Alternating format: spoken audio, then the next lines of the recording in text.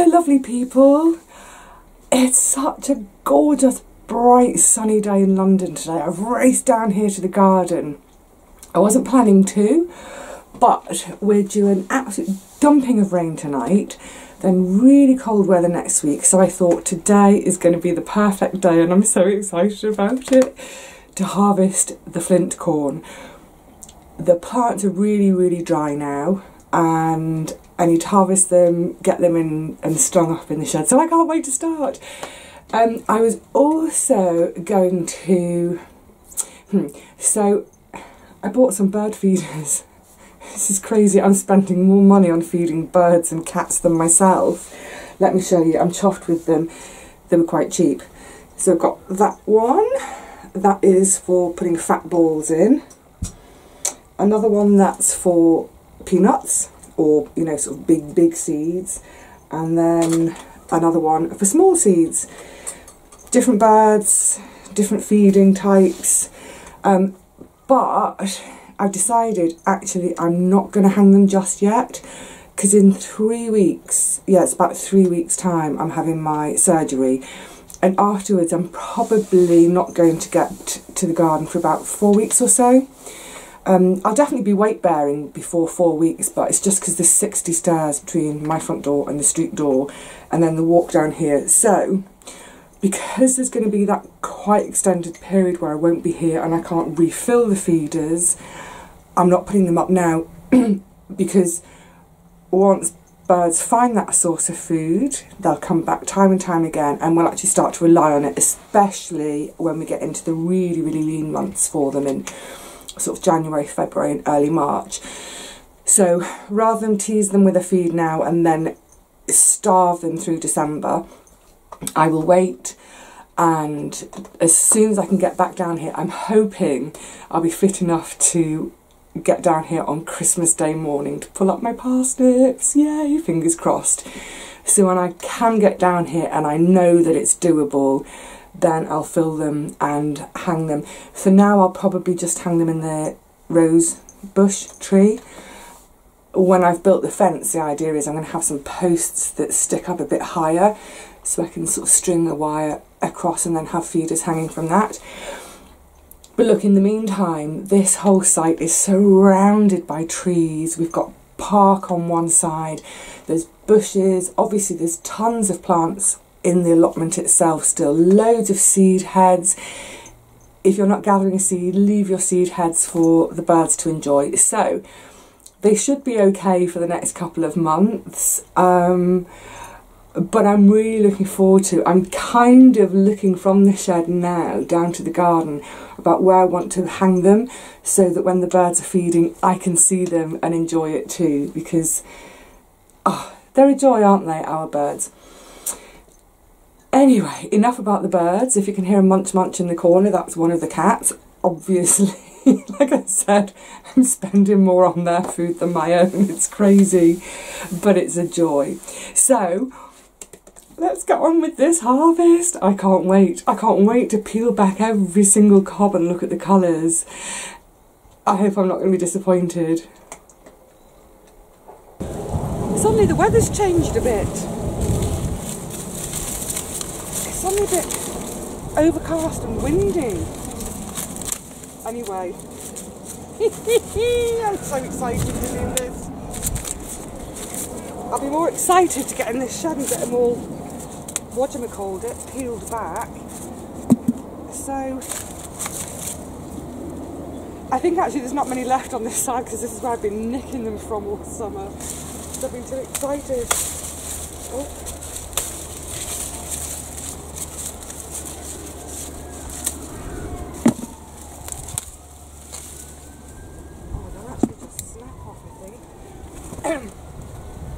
Where are we? Oh, you can tell they're much drier because they're just snapping off.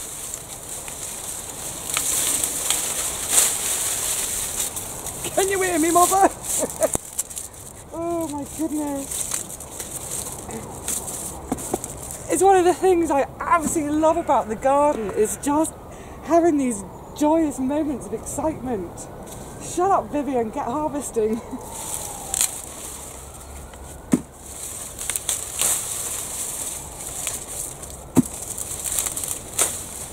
have to say I've loved this plant this year. The cats have loved it. They've been in there sheltering from the sun, sheltering from the wind. What do I do? Do I kind of... I'm going in.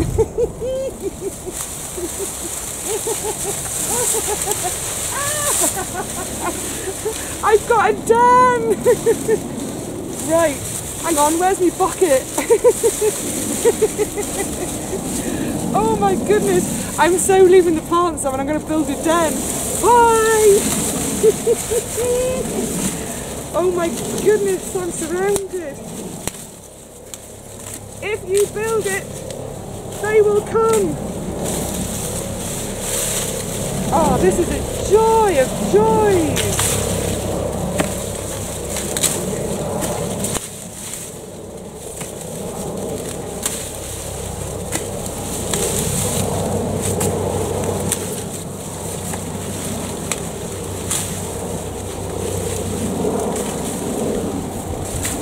I can't see the wood for the trees.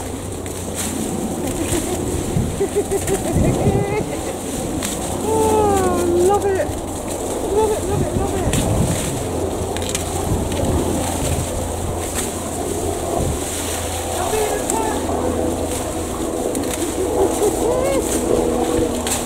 Oh my goodness. Everybody grow Flint corn.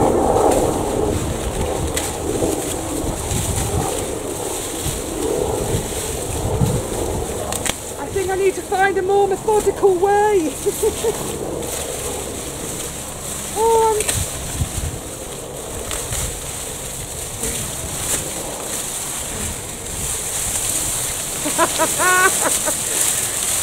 I'm so happy right now. Oh my goodness. But that's not a very methodical way of doing it. Oh, this is just joyous. Oh.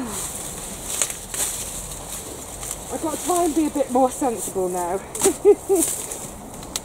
Oh, sensible is boring.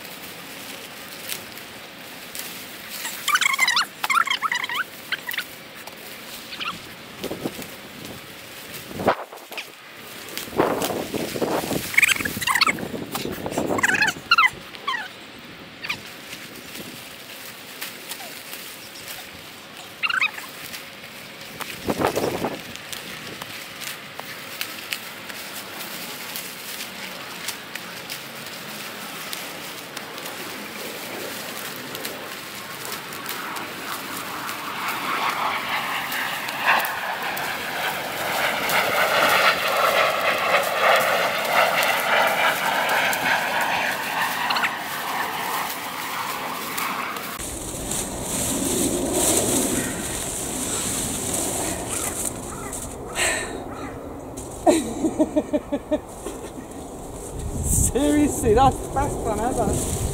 Oh my goodness, I want to do it again. Can I do it again? I'm definitely doing it again next year. Right, let's go and sort this little lot out and then I'll come back and just go through and see if I've missed any. I love it! Yay! It's quite heavy. Oh, I'm so excited.